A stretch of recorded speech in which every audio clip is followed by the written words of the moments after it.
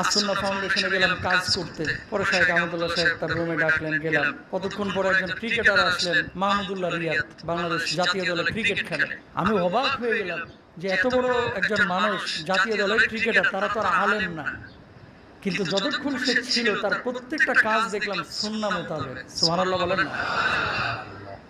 খাবারটা নিচ্ছে 2 আঙ্গুলে। আসরে আজান হয়েছে, এখন আমরা রুমে জামাত করব। আমি বললাম, ভাইজান ওযু করবেন না? আমরা নামাজ পড়ি। উনি বললেন, মোহতারাম আমি সবসময় ওযু অবস্থায় থাকার চেষ্টা করি। কল্পনা করতে পারেন? সবসময় ওযু অবস্থায় থাকে। আরে মাঠে যখন প্র্যাকটিস করে তখন ওযু অবস্থায় থাকে।